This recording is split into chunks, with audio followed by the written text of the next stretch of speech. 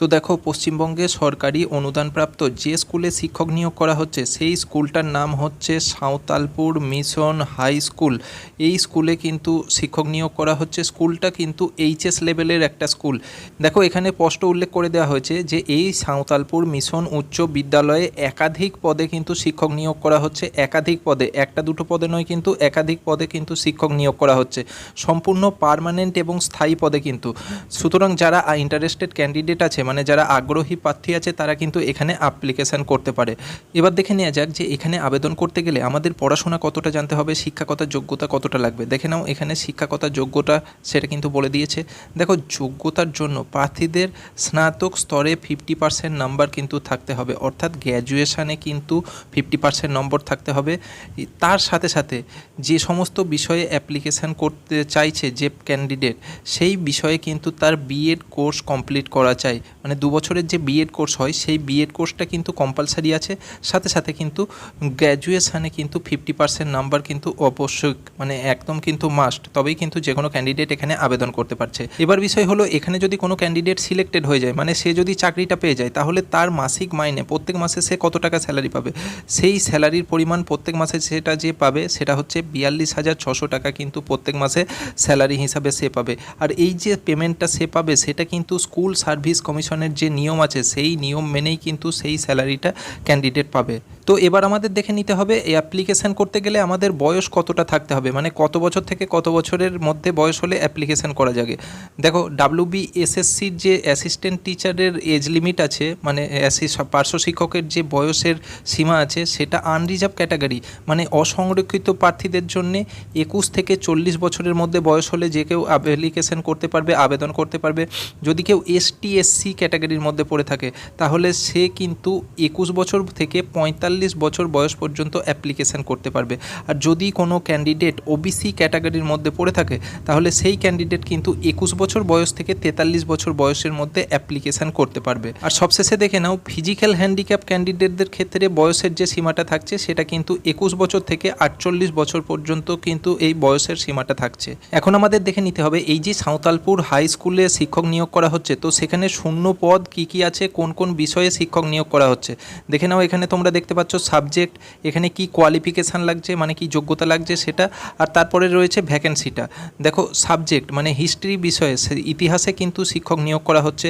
তার জন্য যে কোয়ালিফিকেশান লাগছে সেটা হচ্ছে এমএ পাস করে থাকতে হবে, সাথে কিন্তু বিএড কোর্স করা চাই।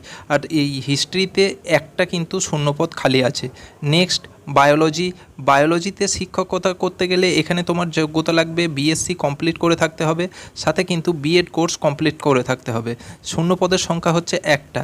ইংলিশ, তারপরে 3 নম্বর বিষয় হচ্ছে ইংলিশে এখানে শিক্ষক নিয়োগ করা হচ্ছে, বিএ করে থাকতে হবে, সাথে সাথে বিএড কিন্তু কমপ্লিট চাই। এখানেও শূন্য পদের সংখ্যা কিন্তু একটা। এবং সবশেষে যে বিষয়ে শিক্ষক নিয়োগ করা হচ্ছে সেটা হচ্ছে পিওর সায়েন্সের ওপর শিক্ষক নিয়োগ করা হচ্ছে, BSc করে থাকতে হবে, সাথে বিএড কোর্স কমপ্লিট করা চাই। এখানে যে শূন্যপদের সংখ্যা, সেটা কিন্তু 2টো শূন্যপদ পিওর সায়েন্সের জন্য অ্যাভেলেবেল আছে। তো কোন বিষয়ে কটা করে ভ্যাকেন্সি আছে আর তার জন্য কি শিক্ষাগত যোগ্যতা লাগছে, এটা থেকে আশা করি তোমরা ক্লিয়ার হয়ে গেলে। এখন বিষয় হলো যে অ্যাপ্লিকেশান তোমরা কিভাবে করবে। দেখো, অ্যাপ্লিকেশান তোমাদের আবেদন করার যে পদ্ধতি, সেটা কিন্তু অফলাইন থাকছে, মানে তোমাকে কিন্তু ফর্ম ফিল আপ করে অ্যাপ্লিকেশান করতে হবে। আর অ্যাপ্লিকেশান যেটা করবে, সেটা কিন্তু 15 দিনের ভেতরে তোমাকে কার্যত এই অ্যাপ্লিকেশানটা পৌঁছাতে হবে। 15 দিনের ভেতরে অ্যাপ্লিকেশানটা পৌঁছাতে হবে। যে দিন থেকে তোমরা 15 দিনটা কাউন্ট করবে, সেটা হচ্ছে 27 তারিখ, 27/7/2024, অর্থাৎ জুলাই মাসের 27 তারিখ থেকে তোমরা 15 দিন কাউন্ট করবে। সেই 15 দিনের ভেতরে কিন্তু তোমাদের এই অ্যাপ্লিকেশানটা নির্দিষ্ট জায়গায় পৌঁছাতে চাই। এবার সবশেষে দেখো, অ্যাপ্লিকেশান পাঠানোর ঠিকানা, মানে যে অ্যাড্রেসে তোমরা অ্যাপ্লিকেশান পাঠাবে, সেই অ্যাড্রেসটা কি আছে। দেখো, to the secretary, Saontalpur mission high school, সেটা এইচএস লেভেলের স্কুল। ভিলেজ যেটা আছে সেটা হচ্ছে শামুকতলা, আর পোস্ট যেটা আছে সেটা হচ্ছে সাঁওতালপুর। ডিস্ট্রিক্ট কোথায়, ডিস্ট্রিক্ট মানে জেলা হচ্ছে আলিপুরদুয়ার, আর তার পিনকোড নাম্বার যেটা থাকছে সেটা হচ্ছে 736206, এটা হচ্ছে এর পিনকোড নাম্বার। তো এই যে অ্যাড্রেসটা তোমরা দেখতে পাচ্ছ, এই অ্যাড্রেসের কিন্তু তোমাদের অ্যাপ্লিকেশানটা পাঠাতে হবে। 15 দিনের ভেতরে কিন্তু তোমাদের অ্যাপ্লিকেশানটা করতে হবে।